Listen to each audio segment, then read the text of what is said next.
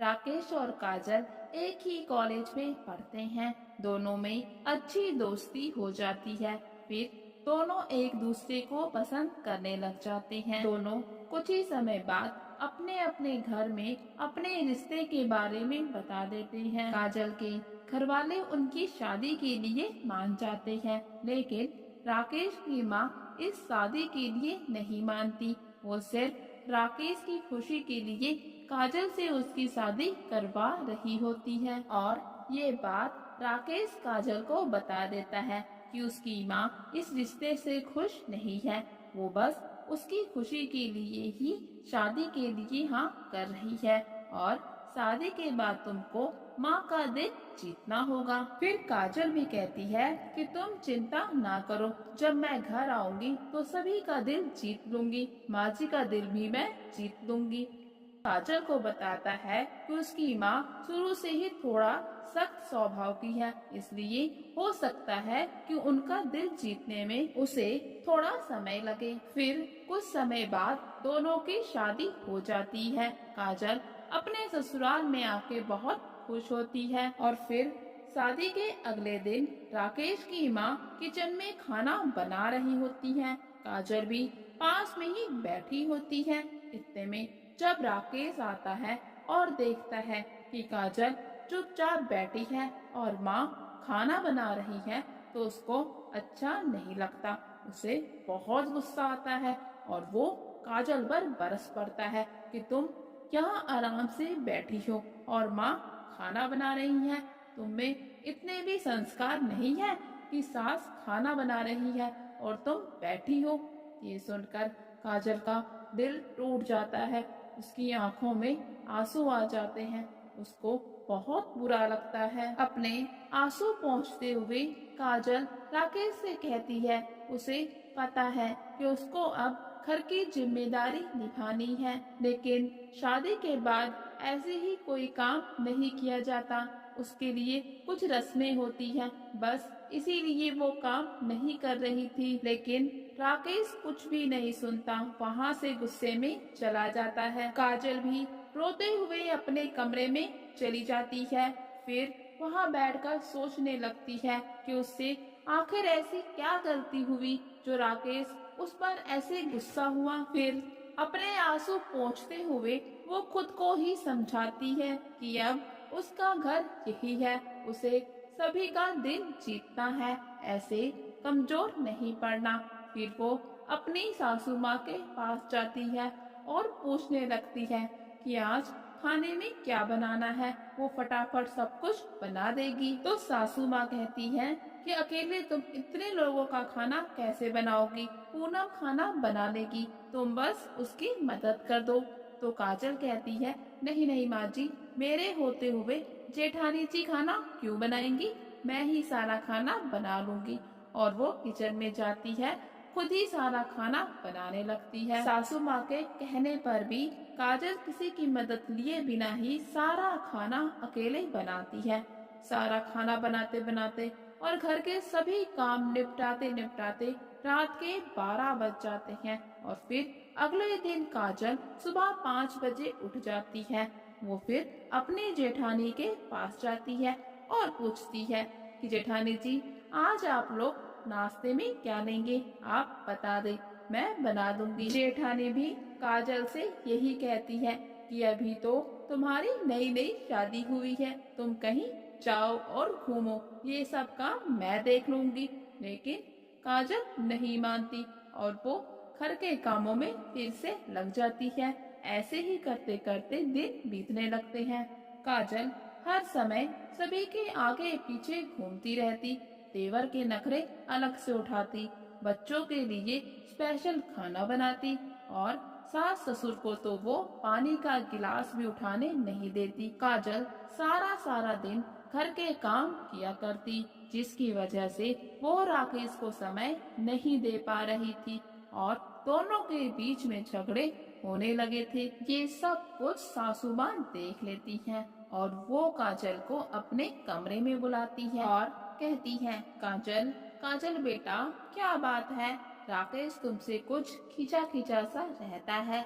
नए नए जोड़े में तो प्यार यूं ही झलकता है, और फिर तुम्हारी तो लव मैरिज है, फिर भी इतना रुखापन ऐसा क्यों है? वैसे भी मैं तो इस शादी के बिल्कुल खिलाफ थी, लेकिन राकेश की खुशी के लिए मैंने हाँ कर दी। और फिर अब क्या प्रॉब्लम है? तुम दोनों के बीच में झगड़े क्यों हो रहे हैं? सासू माँ की बातें सुनकर काजल की आंखों में आंसू आ जाते हैं और वो कहती है, माना कि मैं आपको पसंद नहीं, लेकिन मैं कभी भी आपको शिकायत का कोई भी मौका नहीं दूंगी।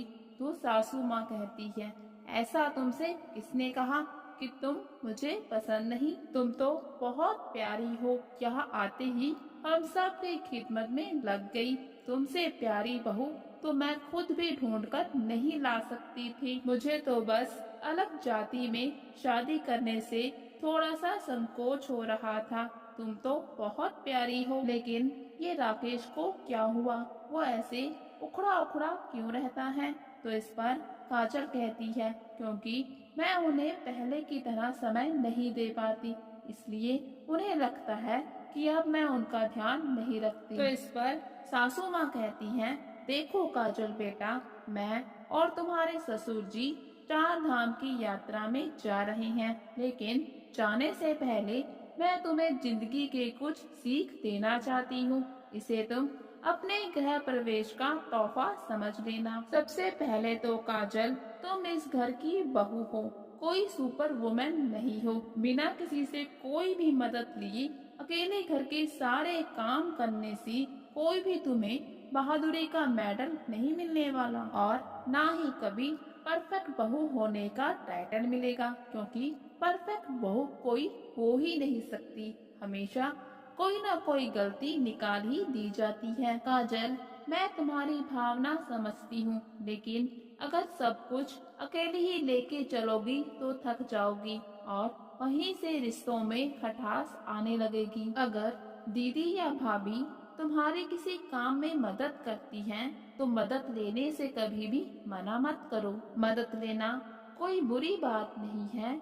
एक साथ काम करने से काम भी अच्छे से होता है और रिश्तों में प्यार भी बना रहता है। घर को चलाने की जिम्मेदारी अकेली तुम्हारी नहीं है, घर सबका है। यहाँ सब रहते हैं, तो सबको अपनी जिम्मेदारी निभाने दो। काजल बेटा, मैं जानती हूँ मेरी बातें तुम्हें बहुत अजीब लग रही होंगी। मेरी शादी के समय भी मेरी माँ ने मुझे यही सिखा के भेजा था कि ससुराल में सभी को खुश रखना, सबका दिल जीतना। तो जब मैं यहाँ आई तो मैं भी सभी के आगे पीछे घूमती रहती कि किसी को किसी चीज की जरूरत तो नहीं, और हर काम अकेले ही करना चाहती थी, किसी की भी मदद नहीं लेती।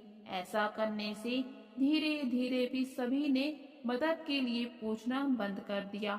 शुरुआत के कुछ साल तो अच्छे निकले, लेकिन फिर मुझ पर भी 3 बच्चों की जिम्मेदारी आ गई। कहने को तो भरा पूरा परिवार था, परिवार में सभी थे, जेठ जेठानी, देवर देवरानी, सास ससुर, लेकिन काम के समय मैं अकेली पड़ जाती थी। सारा सारा दिन सिर्फ काम में ही निकल जाता था। उस समय मुझे लगता काश कोई आता मेरी मदद करता, लेकिन कोई भी नहीं आता। वो सब अब मेरे पर निर्भर हो चुके थे। मैं सारा दिन मशीन की तरह चलती रहती सभी के काम करती, लेकिन फिर भी कोई ना कोई कमी रह जाती। जिस किसी का भी कोई काम रह जाता तो उसके लिए मैं एक बुरी माँ, एक बुरी बहू, एक बुरी पत्नी, एक बुरी भाभी बन जाती। इसी वजह से पति से भी रिश्ते में खटास आने लगी, लेकिन मैं उनसे कुछ कह भी नहीं सकती थी, क्योंकि जो कुछ भी हो रहा था वो मेरी ही वजह से हो रहा था। मैंने कभी किसी को कोई काम करने की आदत डाली ही नहीं। शारीरिक और मानसिक थकान तो कुछ समय के बाद चिड़चिड़ाहट के रूप में बच्चों के ऊपर निकलने लगी, जिसकी वजह से मैं एक हिटलर माँ बन गई। लेकिन तुम ये गलती बिल्कुल भी मत करना। बहू भी इंसान होती है, उसे भी आराम की जरूरत होती है। तुम कितना भी कर लो, लेकिन कोई तुमसे ये नहीं कहेगा कि तुम 2 पल के लिए आराम कर लो। अपने कल के लिए आज से ही काम करना शुरू कर दो। पति पत्नी के रिश्ते में एक दूसरे को समय देना बहुत जरूरी है। तुम अभी से इतना तनाव मत लो। अभी तो तुम्हारी नई नई शादी हुई है। साथ में रहो, समय बिताओ, घूमो फिरो। घर की जिम्मेदारियां उठाने के लिए हम सभी हैं। सुनो, तुम्हारे आने से पहले भी ये घर चल रहा था। तो काजल कहती है, लेकिन माँ जी, उस दिन जब आप खाना बना रही थी तो राकेश ने सबके सामने मेरा अपमान किया। तो सासू माँ कहती है, उसे भी उसकी गलती का एहसास मैं करा चुकी हूँ। तुम चिंता ना करो, वो भी नया नया पति बना है। एक पति की क्या जिम्मेदारियाँ होती हैं, ये सब सीखने में उसे भी समय लगेगा। और तुम भी एक अच्छी पत्नी, एक अच्छी बहू बनने के लिए थोड़ा समय ले सकती हो। सासू माँ की बातें सुनकर काजल की आंखें भर आती हैं और वो कहती है, माँ जी, जो भी आपने कहा अपनी बहू से नहीं कहती। आज मैं बहुत खुश हूँ कि मैंने सासू माँ के रूप में एक